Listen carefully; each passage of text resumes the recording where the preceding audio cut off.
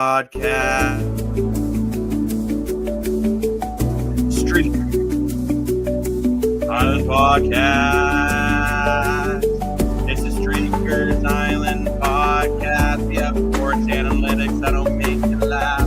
Listen while you drive or you take a bath. It's a Streakers Island Podcast. Lane's dancing to the jig.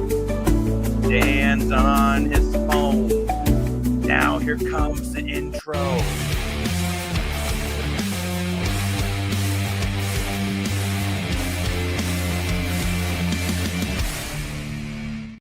Hey, look at me. Look at me. Dan, put your head up. Look at me. Look at me. Look at me. It's the Streakers On Podcast. Welcome, everybody, to the show. It is I, the self-proclaimed sports analyst, and we are joined by Lane Dashing Dashko. I'm still awake. He's still awake. And Mr. More for your money. Now, quick question. I know Dan had a nap during the game. Lane, did you pull a Dan today or did you sleep during halftime? I just crushed a bunch of Cokes and some waters, and we're back to business now. I thought you meant something else at first. I'm like, whoa. No. Coca-Cola for the kids watching. And if you don't believe me, ask your dad. Anyways, I almost feel bad for Edmonton. I really thought they didn't let Winnipeg get any points in the third quarter.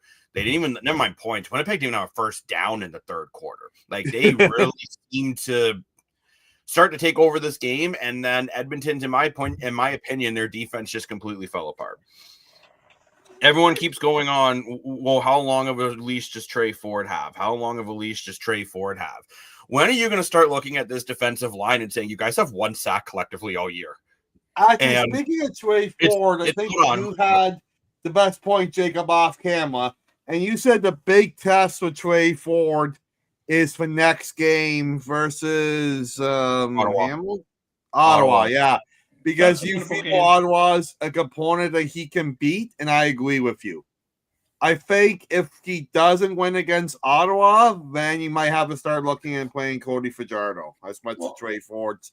Okay, but Dan, my point is here, though, in a way. With Cody Fajardo starting in this game, you probably still don't win. Oh, definitely. I wouldn't say that. I would. When you're outscored 13-0 in the fourth quarter, you're probably not going to win. What was the final score? 13 points? Yeah. You lost by 13, and you were outscored 13-0 in the fourth quarter. That's 2 touchdowns, Bo. And there are a couple of flows a couple of catches that could have connected that maybe a veteran quarterback could have made connect, right? Disagree with you. Okay. I think you need to – everyone keeps questioning Trey Ford. We have Would one you sack. agree a quarterback leads a football team? You have one sack, Dan, from your core 4 defensive line. Well, by the way, defensive line, no. A defensive line that is, if I'm doing my numbers correctly, is the highest paid defensive line in the Canadian Football League. Yeah, I believe you're right. You have Robbie Smith, who is the highest paid defensive lineman in the CFL. You have Jake Jake Sorrento, too, who, had 7 sacks last year for the Argos. This year currently has 1. You have Jake Barlow, who has been dominant in Toronto and Hamilton the last couple of years. This defensive line is absolutely stacked. And tonight you had 1 tackle for a loss, 1 sack from that line. Yeah. That's just not enough. You need a lot more out of this defensive line in Edmonton.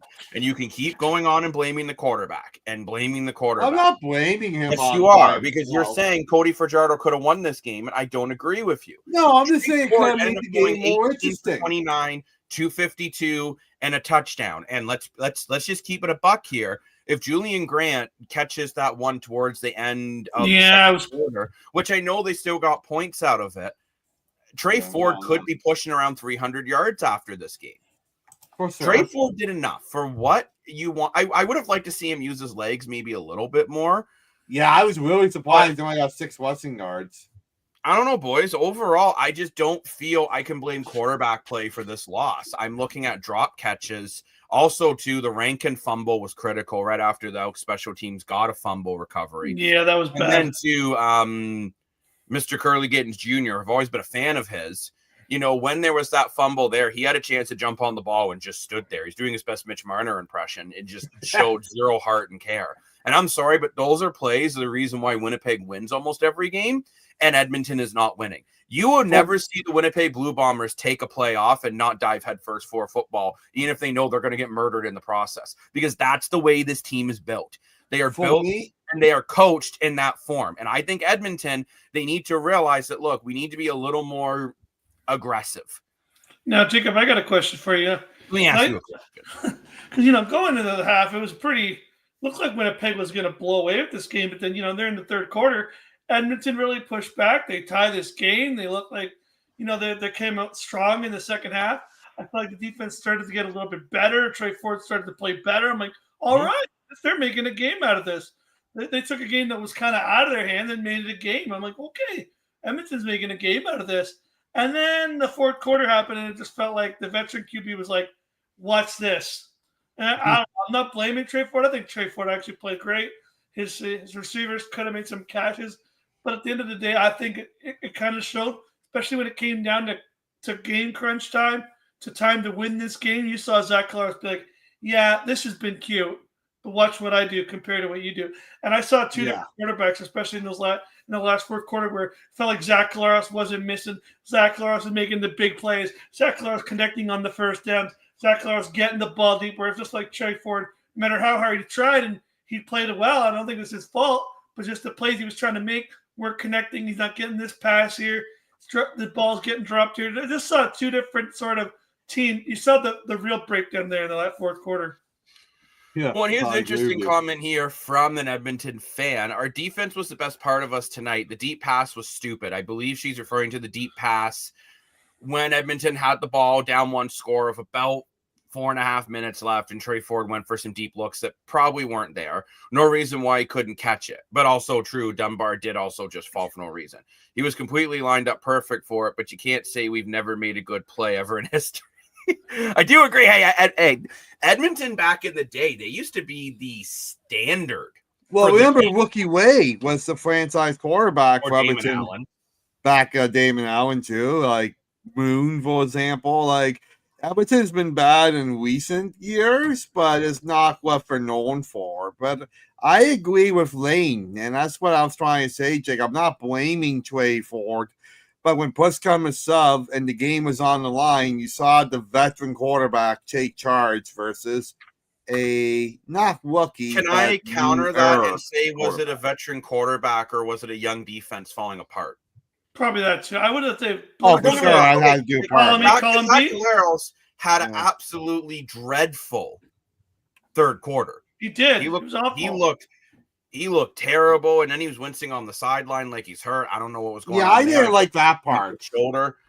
But I just look, at the end of the day, I don't think you're expecting Trey Ford to put up 300 yards a game. You're looking for him to play good, consistent football. And I don't think that, and I agree to a point, the defense in the third quarter looked remarkable. But in the fourth quarter, you needed your defense to come up with some stops to give your offense a chance to get the ball back with time left. And you just couldn't. Now, I'm also going to make a point with Mark Killam. Maybe when you were down with about 4 minutes left on a third down, I think it was a 3rd and 10, maybe you just go for it, considering your defense couldn't seem to get a stop in the fourth quarter. I know, Dan, you said they should. I said, statistically, you punt here, but maybe you should have just went for it. We were the team that everyone dreaded back when the tornado hit. Yes. Hey, you know what? Back when they were the Eskimos, which there's been rumors about them changing their name back to the Eskimos, by the way. You do see the EE branding coming back this season, so we'll see there. Mind you, I don't. When people are blaming the name for the lackluster play, I don't know. No, I'm not sure about Jacob. Like you said in the pregame, right? You pointed it out. This is a team that can't let more than 30 points and expect to win games, and here we are again, another 35 points performance from the defense and relying on Trey Ford to do everything here. You said they can't, and they did it again. It's like at the end of the day, the fourth quarter, the defense got sloppy again. They let Zach Collaros walk his way down the field too many times. Unfortunately, the offense couldn't connect on the plays that they tried to. Again, they tried. Maybe they should have gone for it a few times, but at the end of the day, it's like you saw kind of the more confident team versus a team Still getting progress? Yes. Are they getting better? Yes. Is there positive things to look at for the Elks? 100%. There are some good things that come out of this game. Like they said on the commentating, like even though they lost, this isn't a game where you're upset. You're literally upset. You look at the progression, but you still saw a team that's a veteran team versus a team still hasn't gotten it together. And I feel like the fourth quarter really showed that. It did, absolutely. But it's just interesting here, and I'm kind of looking back to the schedule last year, how Edmonton started the year, and oh boy, it was bad. They were awful. They started out by getting blown out 59-15 to BC, then losing 26-16 to the Rough Riders, then 30-23 to the Stampeders. Remember, the Stampeders were a bad team last year. Mm-hmm. Then they did manage on Canada Day to beat Hamilton 29-25. So, and then they went on to get blown out by the Calgary Stampeders. This is why 49-6. This is why I'm more actually, was this 2022? I may have went back way. Yeah, that's 22, bud. Oops, a day. Or 23. I'm not a fan of McLeod Bethel Thompson. I feel like he was just so bad last year for the Elks, and then Trey Ford came in, and it was like I said, it was like a Hallelujah moment. If you actually watched the games last year, Bethel Thompson didn't play that bad. It's just that he didn't have a team around him. He was throwing 300 yards a game. Like, he was good. And I was trying to point out earlier, with Gittins Jr., it's not the dive player, but me, it's the second forward attempt that Ford gave him in the fourth quarter. And the ball was right there, and he didn't look behind him, and he didn't see the ball. Well, Jacob, I think that's kind of a rookie mistake, and he's not a rookie. He's a veteran wide receiver, a very good one at that. So, Jacob, you might know this play. I didn't know the name of the player, but you may. What was with that play? You'll know what I'm talking about, where Zach Collaros throws it to the sideline, and instead of contesting the jump, he tried to tackle him by the leg. So I think what happened there, to be honest, I think he just lost his footing. That's what it looked like to me. And you know what? It almost just looks like Dunbar? No, it was like it wasn't Dunbar. But what I think what happened is, truthfully, this is just how teams find. You know how really good teams find ways to win. And I'm not saying Edmonton is a bad team. They have a lot of very good players. But until you get that first win, mentally you feel like you're a bad team. Wow. It was like last year, right? And I'm just like, I just found the proper last year's schedule, so I apologize for that. But they lost 29-21 to Saskatchewan, and 23-20 to Montreal, then 39-36 to Toronto, then 24-21 to BC, then 37-34 to Ottawa, then 20-14 to Ottawa, then 44-28 to Hamilton. That was the game when Trey Ford came in. Not that bad. They lose to themselves, Jacob. Not that bad. Well, I mean, Edmonton might be the only team in this point that I think could lose themselves, unfortunately, the way they play. But then here's the interesting thing. So they start off 0-8, right? Then they beat Saskatchewan 42-31. Then they beat BC 33-16. Then they beat Hamilton 47-22. Then they lose to Montreal 21-17. Montreal's a very good team. Then they beat Calgary 35-20. Then they beat Calgary again 37-16. Then they lose to Winnipeg. Okay, you're expected to lose to Winnipeg. You lose to Winnipeg in back-to-back games. Then you lose to Saskatchewan. Then you beat Calgary and you beat Toronto to close out your year. What you really wonder for Edmonton here, and sorry, comment section, I will get there again. I've just seen a couple comments pop in, but you feel like with Edmonton, if they can get their next win against Ottawa and just get that confidence, look at that run they went on once they got some confidence going. I don't think there is any need or worry to hit the panic button here if I'm the Edmonton Elks, because you're a very young team. You've brought in a lot of new pieces, and you took the best team in the West, and it was a game right up until about 4 minutes left in this game. And at one point, I would say it was going to be a complete blowout, and you just worked your way back in. And now we'll head to the comment section. I apologize here.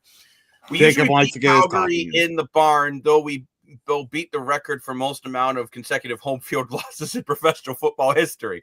But once we broke that curse, we did win 2 home games in a row. And that's the interesting thing. That's what I mean of Edmonton. I think it's legitimately just a confidence issue. So do I.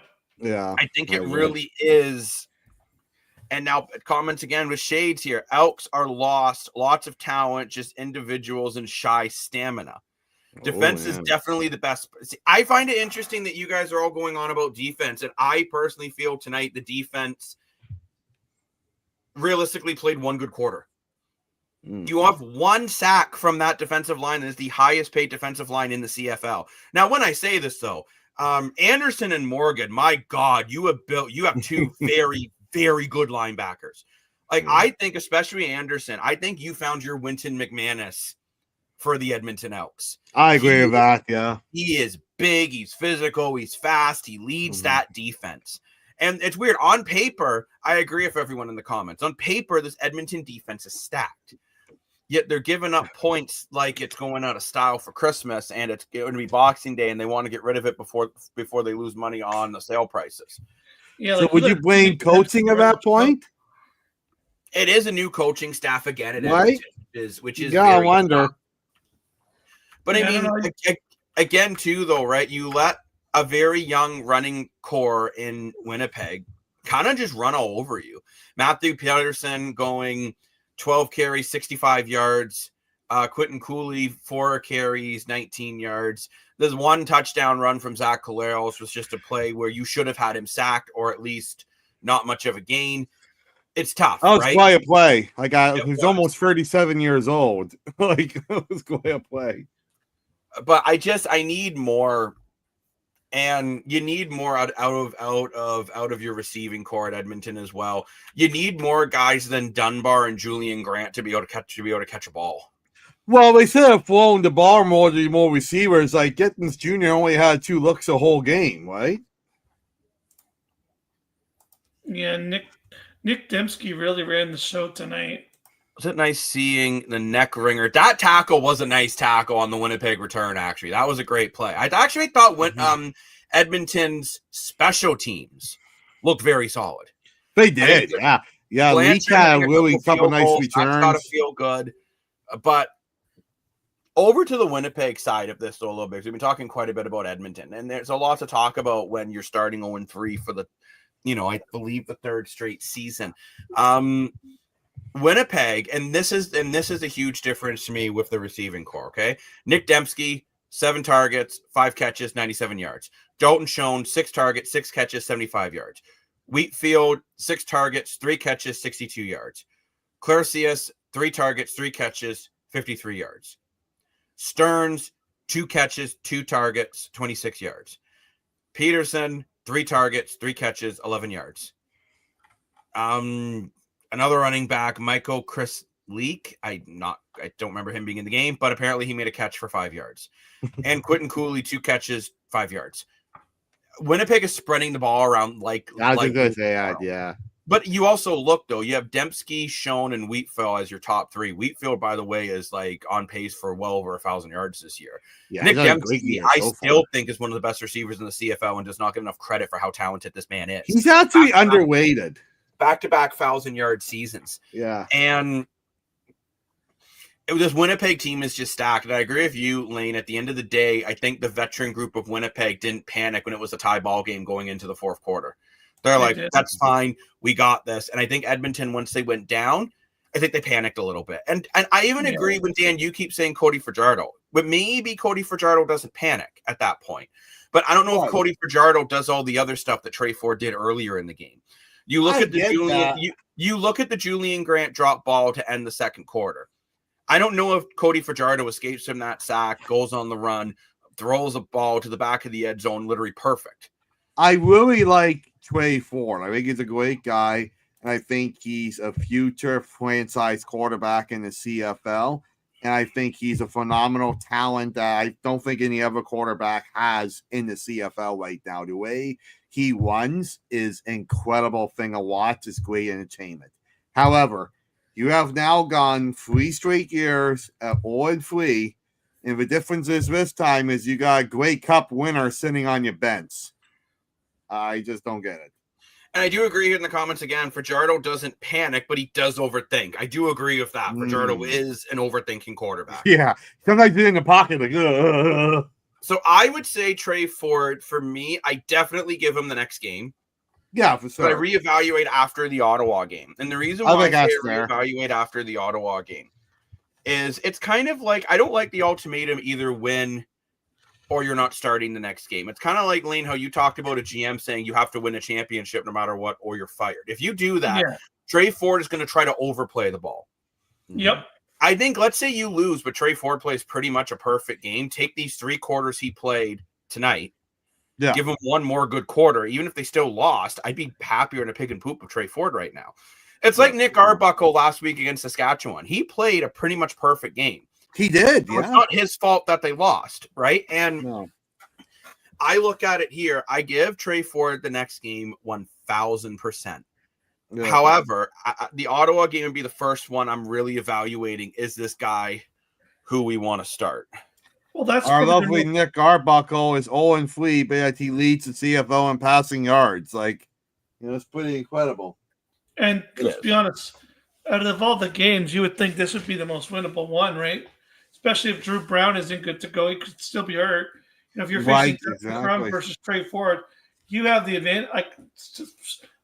By position, you have this is the one game you do have the advantage.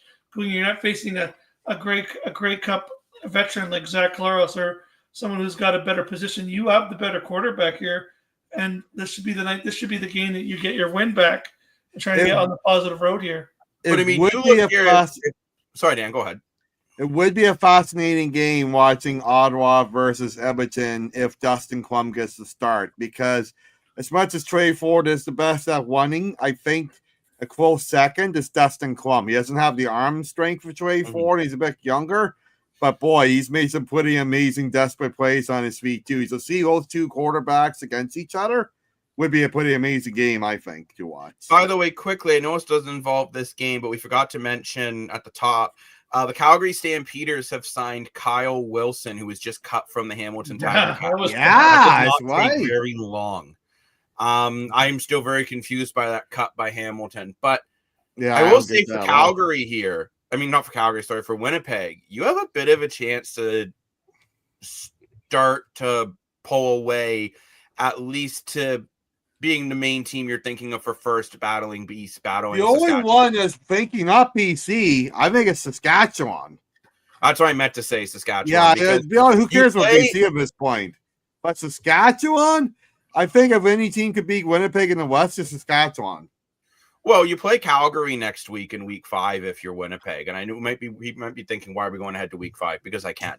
And I look at Winnipeg. If you beat Calgary at week 5, you go up to 4-0 and Calgary drops down to 2-2. Saskatchewan has the bye next week. And let's say Saskatchewan hypothetically loses to BC this week, which I think is very theoretically possible. I'm not saying they will. Saskatchewan's definitely. I'll challenge you why they almost lost to Toronto, and I'm sorry, but BC right now is a better team than Toronto. Yeah, I would hope so. So now we still don't know if Nathan Rourke is starting, and I'll be honest, I would guess it's Jeremiah Masoli, considering how little Rourke has practiced. Montreal is going with McLeod Bethel-Thompson, which, by the way, I don't know how much of a downgrade that is. Going from Davis Alexander to McLeod Bethel-Thompson, I think that's. Montreal was very smart, I think, by going out and getting a backup quarterback that they felt could be a starter if they needed him to be. Oh, for sure. Truthfully, there's nothing against Nick Arbuckle. I was screaming for the Argos to go get McLeod Bethel-Thompson this offseason. The problem is you can't really do that to buckle up because he just won you the Grey Cup. It's a business. And the most valuable player. You can't just say, okay, thanks, get someone better. Business. I'm with Jacob on this one. Kadeem Carey was your best player last year, and you cut him. You know why? Business.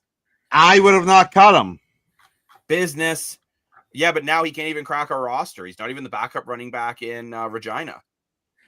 Okay, do I take all that out, put in Carey? No. I said backup running back. He's the 3rd string, meaning he's on the practice roster. Which, by the way, since he has played 1 game in the CFL season now, this is a weird rule for you guys.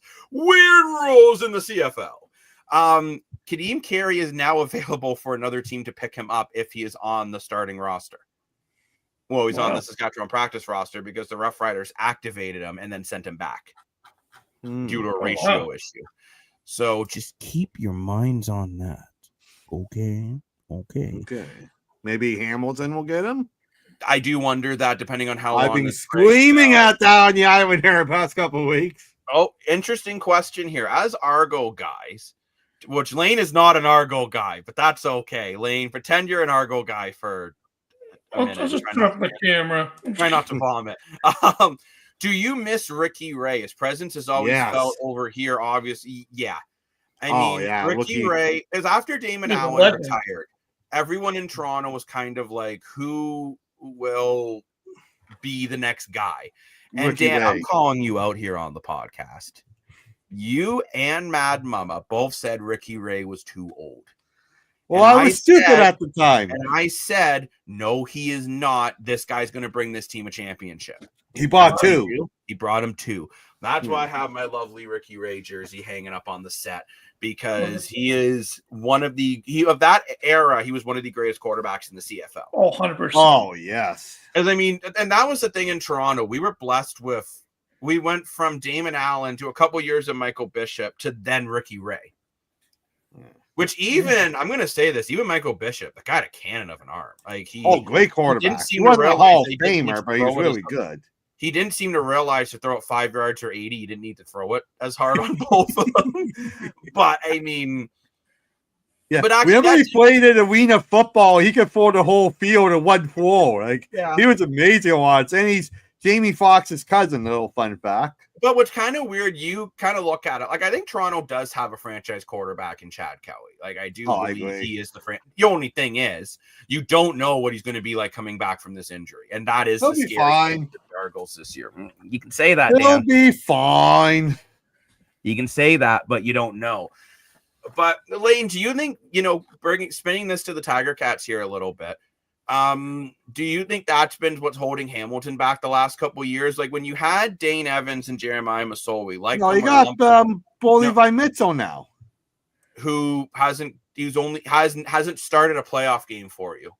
Okay, but he's a franchise quarterback. Is he? No, but seriously, is he at this stage of his career? I don't know. So like, I would say yes. Well, I'm asking Lane, not you. You're not the Ticats fan. I'm not sure. Like, Spirit's had his moments. I don't know. It's like he's had his moments, right? Like, he's up and down, right? Like, you start looking at last year's a perfect example. The Ticats look like their team that won't win, and all of a sudden they're the hottest team in the second half of the CFL, and Bo Levi Mitchell is in consideration for most valuable player in the offensive in the CFL. But like you said, we haven't been to the playoffs with them.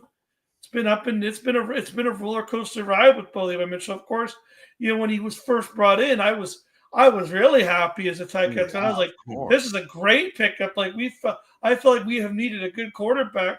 I hadn't liked Dane Evans. I didn't like Mazzoli. I kind of felt like they were mid-tier. Say what you want, though. They got you to back-to-back Grey Cups. That's true.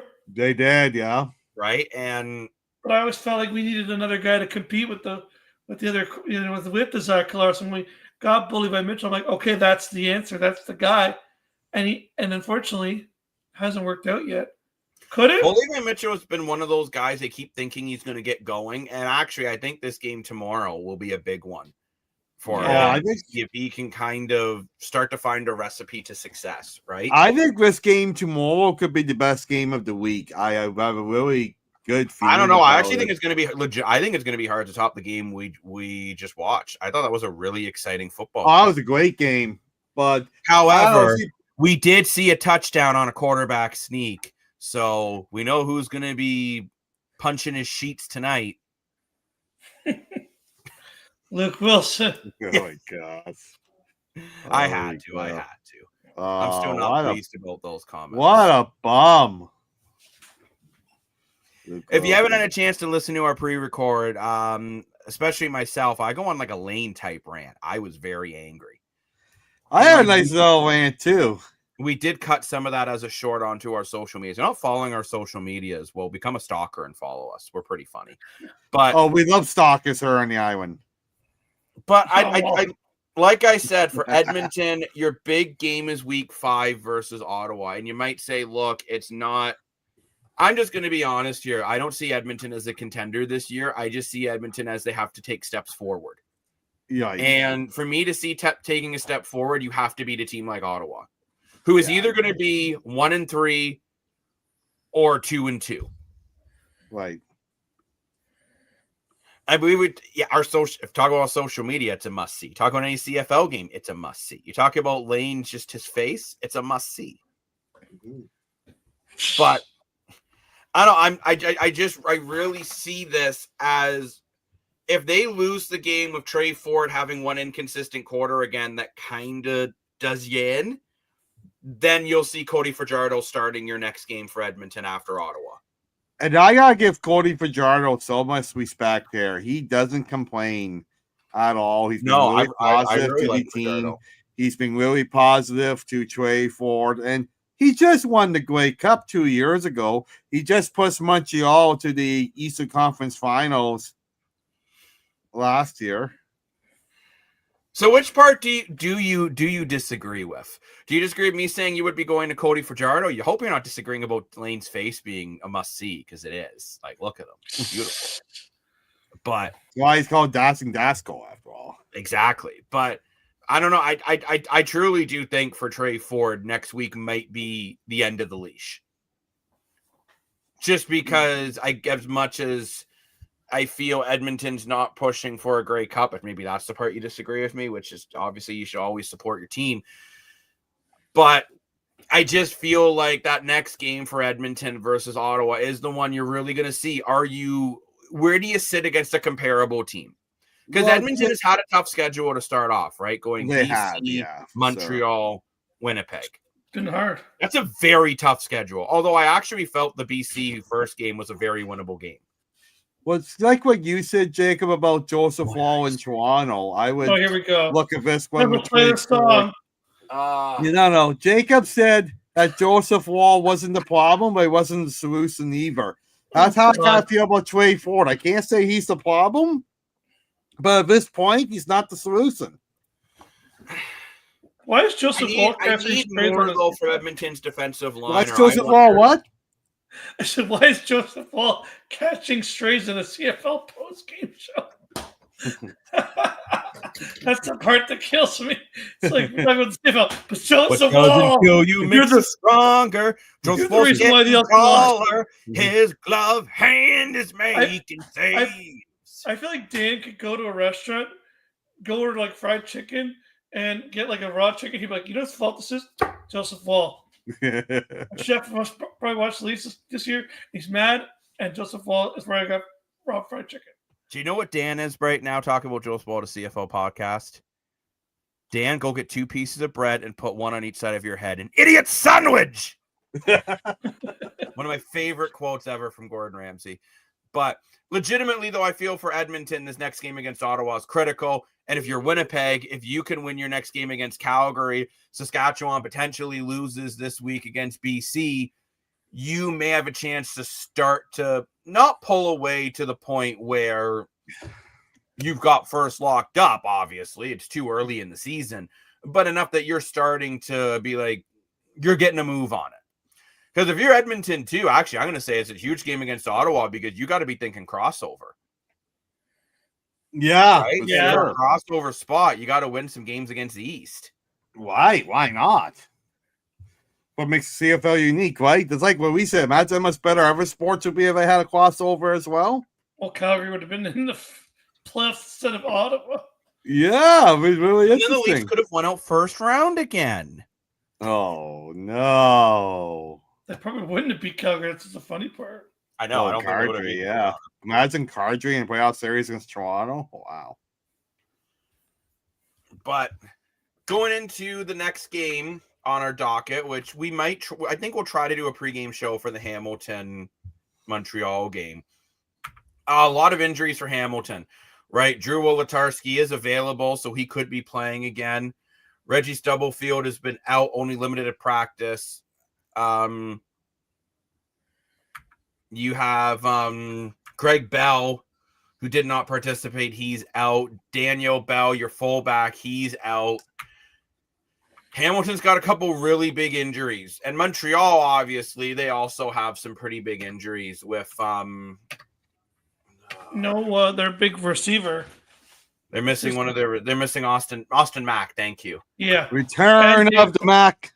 And Davis Alexander as well. Those not Randy Moss. No, not Randy Moss. I got Oscar Mack and Randy Moss mixed up somehow. I think he gets the coach's name, Moss. So right now, Austin Mack is labeled as questionable, as he was limited in practice Monday and he didn't participate in Tuesday or Wednesday. So I doubt he'll be playing. Davis Alexander, they have labeled as questionable, but he is not playing. Right. James Morgan's available, so he'll probably move into your third spot. Those are kind of your big two injuries for Montreal would be Alexander and Mack.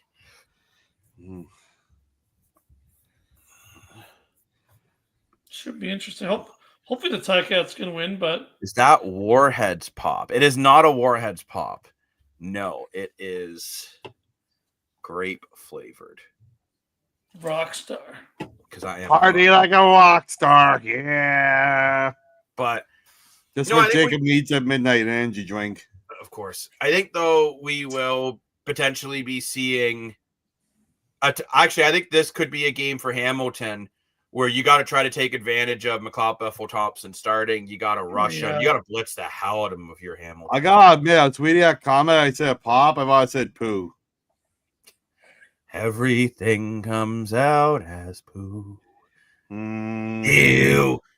But no, it'll be an interesting one. Obviously, we got some great games coming up in the CFL on the docket. Remember, all those games are on the Streakers Gaming app, where if you jump into our sports booth, we have custom props for all these games. So make sure you go in there, pick who you think's going to win, pick the props that you think are right or disagree with them. Do whatever your little heart desires. Go give those Streakers points. Oh, you haven't seen a yawn yet. That's because you know what it is, right? Dan had his nap. Dan loves his typical halftime naps. And then he's like this. He's like, oh, I think I dozed off. Meanwhile, he's been sounding like a chainsaw on a Tuesday. But I love halftime naps, bro. It's that halftime naps. I'm getting real excited for the halftime naps. Halftime naps. When you guys go to the game, does Dan just pass out in his seat for 30 minutes? Not 30 minutes. You did just say, I can picture Dan at BMO Fields and be like, oh, it's halftime. People are trying to get by. He's just those seats are too uncomfortable. Yeah, I don't know if you've been to too uncomfortable recently, Lane. The seats are not as comfortable as they are at the donut box. It's no longer the donut box. Oh. I know, it's very sad. Sad pony. But I think it's time we sign off for the night. But we will be back. Before we start yawning. We will be back, though, with some sort of, whether we do the pregame right before the game, or a little bit before, because who knows what we do with our lives. We're crazy people. But we will be back. And make sure you stay locked in on the Streaker social medias, as we're always posting content there all the time. So we age like fine wine. Look at us. Maybe we make it to the game tomorrow. Yeah, here we go. Maybe that's what Hamilton needs. They need Dak Prescott. No. Come on, then he could get you to the playoffs and totally choke. I gotta say, Lane, is so creepy having the mayor behind you. I keep thinking of that cell phone commercial, the iPhone commercial. I keep picturing you're like some woman in the corner of the mayor. Well, that was a weird way to end the show, but I'm Jacob, the self-proclaimed sports analyst, joined by Lane, Dashing Dashco, and the man who's afraid of his own shadow in a mirror, Dan Moore. Mr. Moore, for your money. No, not my shadow. It's someone else's. Woo! You're afraid of Lane's shadow. We'll see you later, folks. Have a good night. Or good, whatever it is. Depending on your time zone. Jesus. Bye.